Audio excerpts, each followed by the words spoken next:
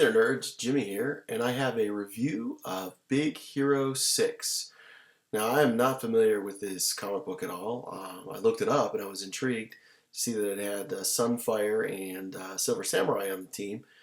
Obviously, they're not able to use those two characters as 20th Century Fox has a stranglehold on all mutants. So I think that actually turned out to be a good thing, though, that we were introduced to a fresh team that nobody knew anything about. Not that anybody really knows who Sunfire and Silver Samurai are. So, Walt Disney Pictures, this is their 54th film, and their first one in a team up with Marvel. Now, there was some kind of disagreement behind the scenes stuff going on that we don't know how much was true, in that Disney picked out this storyline, and Marvel said, we're not going to have anything to do with that, we're not going to republish the comics, or anything like that to help you out. I don't know how much of that is true. It doesn't matter. I'm here to review the film. I went in thinking from the previews that it was going to be more of a kiddie, joker, funny, sort of physical humor with a robot type movie. I was pleasantly surprised. In fact, I was very, very much surprised. Disney's really had a good track record of late, going back to Meet the Robinsons, Bolt, Tangled, Frozen, with their Wreck-It Ralph, with their animated fare. I've been a big fan of it. This one, wasn't sure going in. Man, I was thoroughly impressed. The story starts off right away, setting the scene so we know who Hero is and we know how smart he is. Right off the bat, we know that.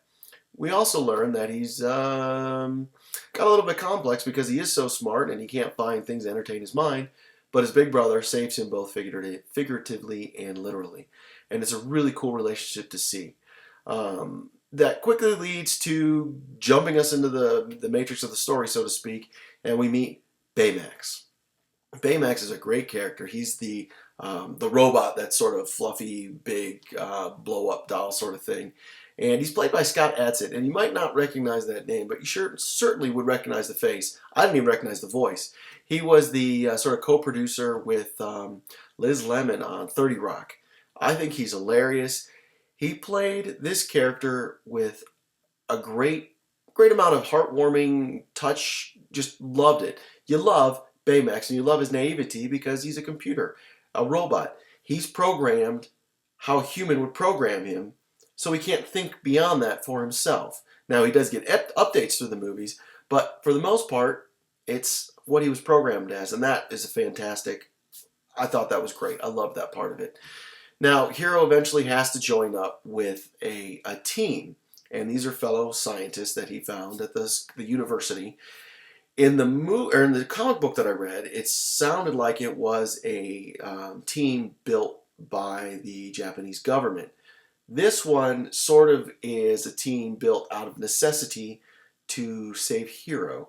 That's how Baymax constantly judges what he's doing, is to save the health of Hero. That's what he was. He was a robot built to help medical needs. His patient's Hero, so he contacts his friends from the university to help him. These friends are scientists themselves, and what's cool is they incorporate their inventions that we see early on into the characters themselves. My favorite being T.J. Miller, the character voiced by T.J. Miller, who's not really a superhero at all or a scientist at all. He is just a huge comic nerd, and it's hilarious to me, the superhero he develops and becomes, the suit specifically. I very much enjoyed T.J. Miller. I think he's a great personality, great actor, a great comedian, and I was very happy to see that came through in his character. Another favorite character of mine was Wasabi, who was played by Damon Wayans Jr. I'm a big fan of Damon Wayans Sr., I'm a big fan of David Wayans Jr. I think he's making a name for himself and carving out a nice niche that his father didn't really tackle. I was happy with his character. I thought it was funny, and it was funny the way his character got his name, which you'll go in and see this movie and you'll find out.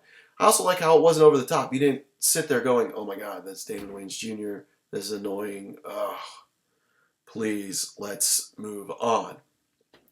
Then we also have the John Ratzenberger of the current slate of Disney films, and that's Alan Tudyk. I love him as an actor. He was in Tucker and Dale versus Evil. He was in Wreck-It Ralph as King Candy. He just seems to be popping up in a lot of these movies, and I think he's a fantastic actor. He's hilarious as well. Oh, I should mention Firefly, because I know there's a big contingent of Firefly fans out there, and yes, he was fantastic in Firefly. But his character in this, it's not really sort of a huge character. He's huge as far as the development of the plot goes, but he's not huge as in he's tons of on-screen time, which goes to another character, Maya Rudolph, similar. She's a very important key role, but she's not constantly on screen. And to be honest, she played it very understated. I was impressed. I did not realize, once again, I did not realize it was her until after the movie when I got back and looked up who these voices were and stuff. Back to the story, it's basically a tale of good versus evil, which we all like. It has some twists, which I really like. It also has a lot of technology involved, which I also enjoyed. I thought the way they described it to us, because clearly Hero is genius level Doogie Howser. How can we understand what he's talking about? Doesn't matter. He explains it one way or another. Again, T.J. Miller is a great foil, and that T.J. Miller is not the high, intense scientist that these others are. So he sort of explains and fumbles through a lot of this stuff for us. I thoroughly enjoyed Big Hero 6. I took my 8-year-old son to see it with me. He was entertained the whole time. He loves comic books, very much into Pokemon, Digimon, Skylanders, all that fun stuff. He loved the movie, sat through it the whole way, enjoyed it, understood it. Didn't understand some of the more adult jokes, but understood it. I was a little afraid that some of the moments would be heavy. There's a couple deaths and reference to deaths in the film, but it did not hinder him at all. It didn't appear that it hindered him at all. He very much enjoyed the movie.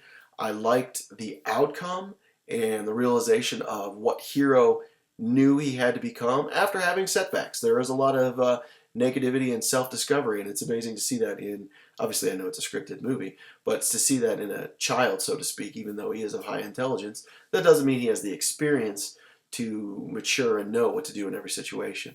So I thoroughly enjoyed this film. I'm going to give it 5 out of 5 Nerd Skulls. I highly recommend you check it out. Let me know what you guys think in the comments below.